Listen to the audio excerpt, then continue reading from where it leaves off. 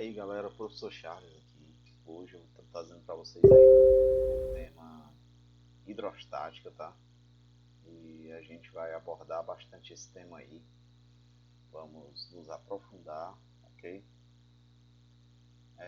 Vocês viram aí que nós temos aí 5 questões essa semana sobre essa quinzena, né? Sobre hidrostática. E na semana passada também, tá?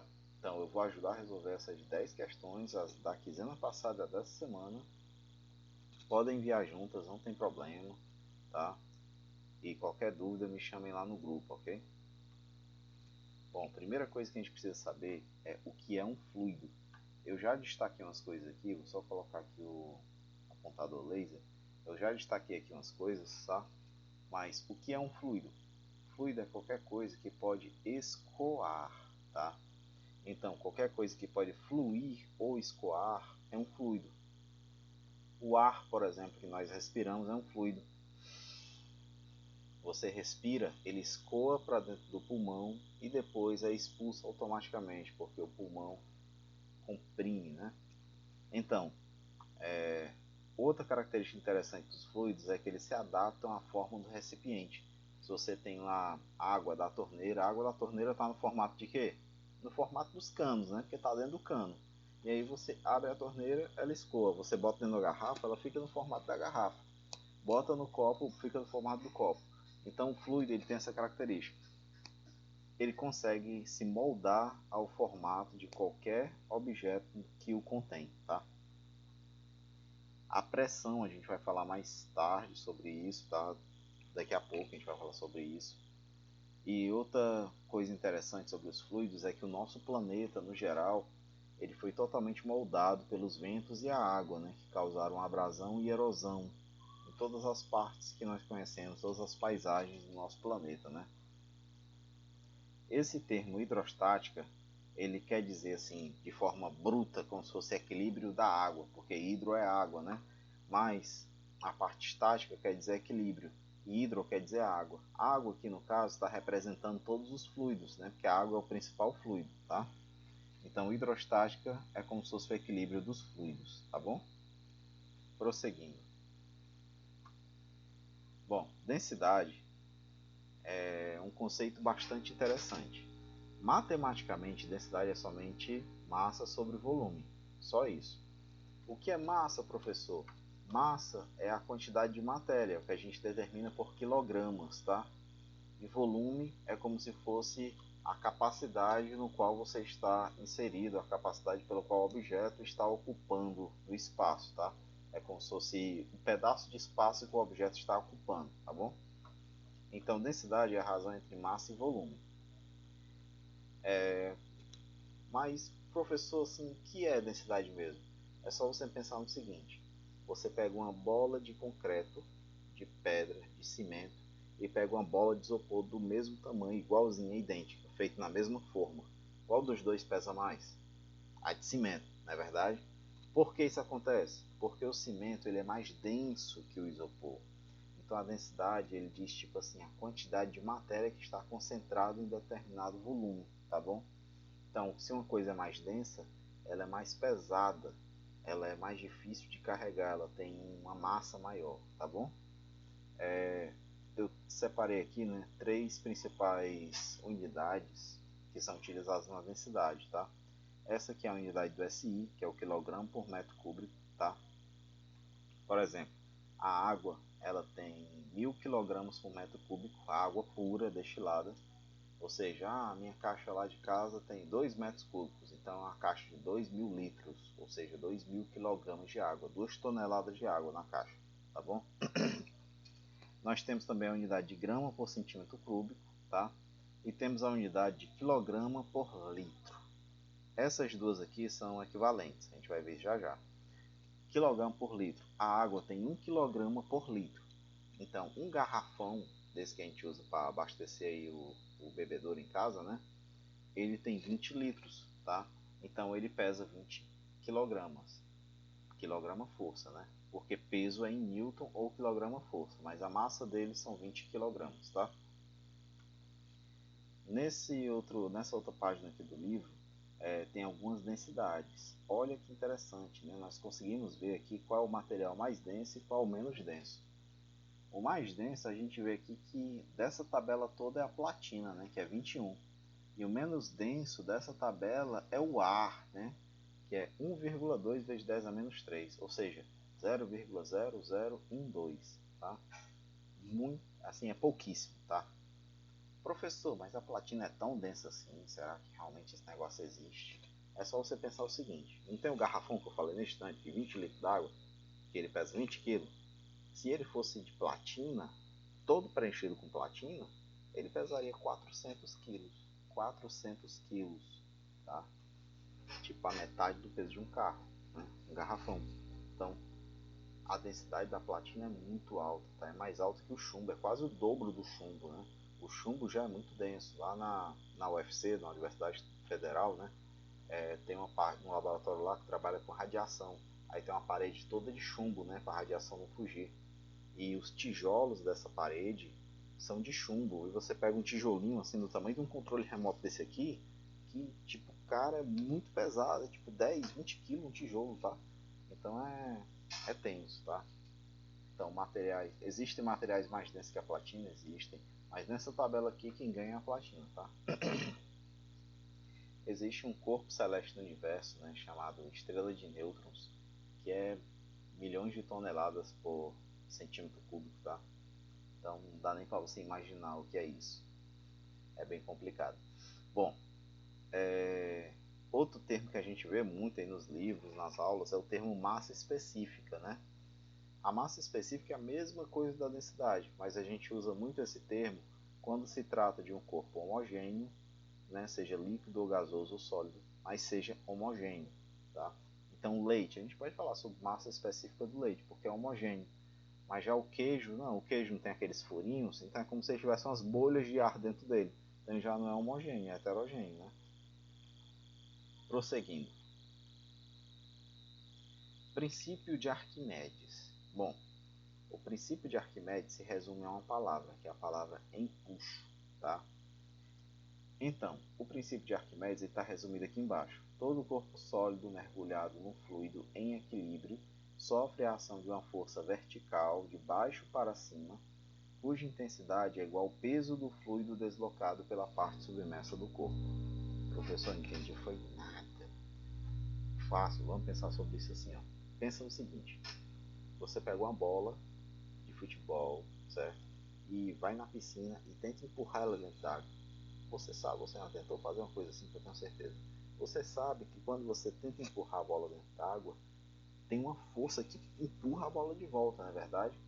Essa força que impede com que a bola afunde, que empurra a bola de volta, é o que nós chamamos de empuxo, galera.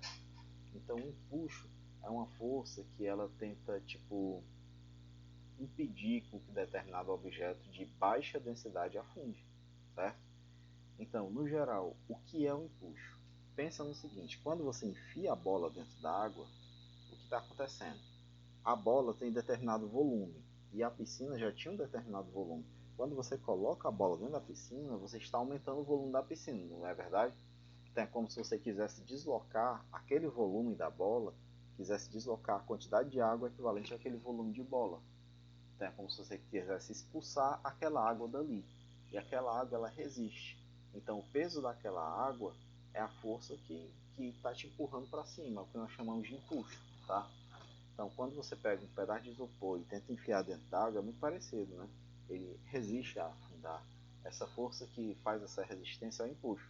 Agora se você pegar uma pedra e botar, ela afunda sozinha. Por que que isso acontece? Eu não falei que essa força tem relação com a quantidade de água deslocada, né? A quantidade de água que você está expulsando ali. Então, se você bota um isopor, o isopor é menos denso que a água, o isopor é mais leve que a água. Então, a água não deixa ele afundar porque ele é mais leve do que ela. Agora, uma pedra, a pedra tem uma densidade maior que a água. Então, a pedra consegue vencer o empuxo feito pela água porque a pedra tem um peso maior do que aquele volume de água, tá? Vamos guardar esse conceito desse jeito por enquanto, né? Já já a gente fortalece um pouco mais, tá bom? aqui eu tenho uma equação que vai resolver a quarta questão na primeira lista, né? Que relaciona o empuxo e a densidade do líquido deslocado, né? Aqui eu tenho um determinado objeto que está sendo colocado dentro d'água, então a água está resistindo ao afundamento desse objeto, empurrando ele com um empuxo. Como calcular esse empuxo? Como eu disse que o empuxo é o peso da água deslocada, é só você pegar a densidade do líquido, né? No caso eu estou falando só de água, né? Mas pode ser qualquer líquido. Densidade do líquido vezes o volume do líquido vezes a gravidade, tá? Então, nós, seres humanos, nós temos uma densidade muito próxima da água. Então, quando você enche seu pulmão de ar e fica numa piscina, você consegue boiar, né? Se você já é acostumado a fazer esse tipo de coisa, você consegue boiar. Agora, se você ficar dentro de uma piscina cheia de óleo de cozinha, mesmo que você pode encher o seu pulmão de ar do jeito que quiser, você vai afundar, porque o óleo de cozinha tem uma densidade bem menor que a água, né? Então você afunda, você não consegue nem nadar para cima, é muito complicado, tá? Petróleo também, todo esse tipo de óleos, né, eles têm densidade menor que a água, tá? Vamos falar agora sobre pressão de um líquido em equilíbrio, né, o teorema de Stevens, tá? Então, quando você vai mergulhar na piscina, você sente uma dorzinha no ouvido, né? Quanto mais fundo você desce, você sente um zumbido aumentando. Esse zumbido, ele se deve à pressão que o seu ouvido está sofrendo devido à água, tá? Então essa força exercida pela água faz uma pressão no seu ouvido. O teorema de Stevens vai ser explicado aqui no próximo slide, né? Ele fala a respeito dessa pressão, tá? Bom, vamos lá. A pressão, ela é sempre calculada como força sobre área. Deixa eu pegar aqui o... Não, a caneta. Deixa eu pegar a caneta. Pronto. Deixa eu mudar só a cor da tinta, né? Para não ficar misturado com o outro. Pressão é força sobre área, tá? Aqui eu coloquei P sobre A porque a força exercida, tipo quando você está dentro do líquido, a força que você está sendo exercida ali pelo líquido em você é o peso do líquido, por isso que eu botei um P aqui de peso, tá? Eu botei não, o autor do livro, né? Mas a fórmula geral da força é essa aqui, ó. Força da pressão é força sobre área, tá? Lembre-se que aqui é só o módulo da força, você não pega o sentido e a direção da força, é só o valor dela, o módulo, tá?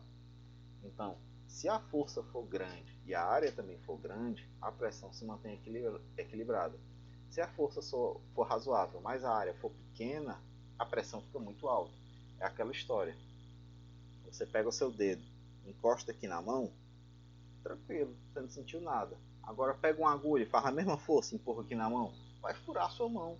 Por quê? Porque a área aqui do seu dedo é maior. Então, quando a área é maior, deixa eu botar de volta aqui o apontador. Quando a área é maior, a pressão é menor, porque a área está dividindo, tá? É aquela velha história, tipo assim, vamos supor que você fez 10 kg de feijoada. Aí vão chegar 100 pessoas para... Não, vão chegar tipo 10 pessoas para comer essa feijoada. Então você tem o equivalente a 1 kg por pessoa, né? É como se as pessoas estivessem aqui no denominador. Quanto mais pessoas, menos feijoada para cada um. Então, se você tiver 20 pessoas, vai ser meio quilo para cada um. Se você tiver 100 pessoas, vai ser só 100 gramas de feijoada para cada um.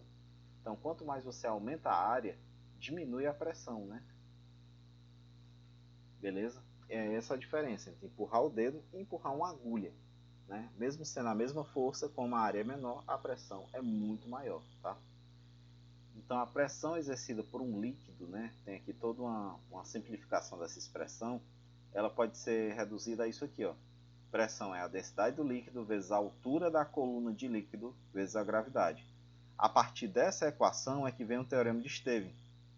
A pressão hidrostática exercida no interior de um líquido em equilíbrio é o produto da densidade do líquido e a profundidade, né, e a aceleração da gravidade.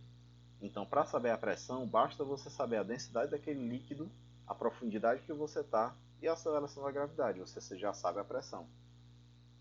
Consequências diretas do teorema de Stevens. Então, consequência direta. Primeiro, a área da superfície colocada não depende. A pressão não depende da área da superfície. Como assim? Se eu for nadar no oceano e eu estiver a 1 metro de profundidade, eu vou sentir uma determinada pressão. Você sabe, a área da superfície do oceano é gigantesca, cobre 70% do nosso planeta, né? Agora, se eu for nadar numa piscina a 1 metro de profundidade, é a mesma pressão de estar nadando no oceano. A piscina é muito menor que o oceano, mas a pressão é a mesma, porque a pressão não depende do tamanho ali da área, né, da quantidade de líquido, depende só da profundidade e da densidade do líquido, né? Que a aceleração da gravidade já é uma coisa do nosso planeta, não é isso? Uma consequência direta do teorema de Stevin é que pressões em pontos à mesma profundidade são iguais. É o que eu acabei de falar, né? Prosseguindo. Olha as questões. São muito fáceis, galera, essas questões. Vamos lá. Primeiro, qual o conceito de fluido? Falei lá no começo da aula, né? No primeiro slide. Fluido é o quê? Qualquer coisa que flui. Isso é um fluido. O que é densidade? Falei lá no começo também. Densidade é a massa sobre o volume. O que ela representa na prática? Ela diz se um corpo tem uma maior quantidade, tem um maior peso por um determinado volume. Se um corpo é mais denso que o outro, se ele é mais pesado que o outro, tendo o mesmo volume, tá? Essa expressão aqui, vocês vão catar aí, a gente botou ali na parte de Arquimedes, né? Tem um parágrafo que é igualzinho esse aqui, você vai só ver o que está faltando e vai completar. Mas você também pode ler aqui, né? E você consegue completar, tá? Prosseguindo. Qual equação representa a relação entre um puxo e a densidade de um líquido? Galera, eu passei isso nesse instante. Deixa eu botar aqui de novo, só para dizer que eu não passei, né? Aqui, ó, relação entre empuxo e densidade. Ó, mais claro que isso não existe, né? Isso aqui já é a resposta, eu até disse na hora, né? É só botar aquela equação, tá? Prosseguindo. Se um corpo tem densidade de 3 kg por decímetro cúbico e o volume de 2 litros está totalmente submerso na água, cuja densidade é 1 kg, qual o empuxo sofrido pelo corpo? Galera, o empuxo não depende da densidade do corpo, depende só da densidade do líquido. E o empuxo é o quê? Densidade vezes volume vezes gravidade. Pega a densidade do líquido, tá aqui, pega o volume, tá aqui, e pega a gravidade. Multiplica esses três, acabou a questão. Só isso. 2 vezes 1, 2, vezes 10, 20. Pronto, acabou a questão. Não preciso saber da densidade do corpo, só preciso saber da densidade do líquido. Agora as questões dessa quinzena, né? Qual o conceito de pressão? A gente tem lá, né? O que é pressão? Pressão é a quantidade de força que é exercida numa quantidade de área, né? Ou você pode botar pressão é força sobre área, mas tem um conceito mais bonitinho lá no livro, se você não quiser botar assim, né? Quando empurramos uma colher contra a mão com a força, nada acontece, mas se empurrarmos a ponta de uma faca com a mesma força, nos machucamos. Qual a explicação? Eu não vou dizer nada. Se você quiser saber a explicação, volta um pouquinho quando eu falei da agulha e do dedo. É a mesma coisa, tá? O dedo... Não, eu disse que não ia dizer nada, mas vou dizer. O dedo tem uma área maior. A agulha tem uma área menor. Então, se a área é menor, significa que a pressão é maior. Então, a agulha faz uma pressão maior sobre a mão, por isso que ela machuca. Assim como a faca e a colher, né? A faca faz uma pressão maior, por isso que ela machuca. Por isso que nós chamamos de objetos afiados ou amolados, quando a lâmina é bem fina, né? A gente amola, deixa a lâmina mais fina possível. Por quê? Porque a área fica menor, a pressão fica maior, fica mais fácil de cortar, de romper, né? Admitindo-se que um peso de um determinado indivíduo é 800 newtons e que a área dos seus pés é 0,25, qual a pressão? Fácil, galera, resolver aqui em cima. Pressão não é força sobre área, então a força não é o peso, então é peso sobre área. Qual o peso? 800. Qual a área? 0,25. Quanto é que dá 800 por 0,25? 3.200. Qual a unidade de pressão? Newton por metro quadrado. Porque a força é em newtons e a área é em metros quadrados. Para o mesmo indivíduo da questão anterior, admitindo-se que deitado sua área de contato com a cama seja 1 metro quadrado. Mesma coisa, a gente só troca a área. 800 dividido por 1, 800. Acabou a questão 4 também. Do que fala a respeito do teorema de Stevin? A gente viu agora há pouco, né? O teorema de Stevin fala sobre a pressão num líquido, né? Numa determinada profundidade do líquido, depende só da densidade do líquido e da altura e da gravidade, né? Você consegue pensar em uma aplicação prática? Deixo isso aí para vocês, a aplicação prática do teorema de Stevin. Eu falei até agora há pouco, né? Alguns slides atrás. Então, galera, é isso, certo? É bem tranquilo. Todas essas imagens que eu coloquei aqui são do livro, né? Então, dê uma olhada lá no livro, capítulo de hidrostática, que tem tudo isso aqui que eu passei, tá ok? Então já resolvi as questões, tipo, faça do jeito que eu escrevi aqui, que eu falei aqui, que já tá tranquilo demais, tá? Boa semana para vocês aí, boa quinzena e vamos para a próxima, tá?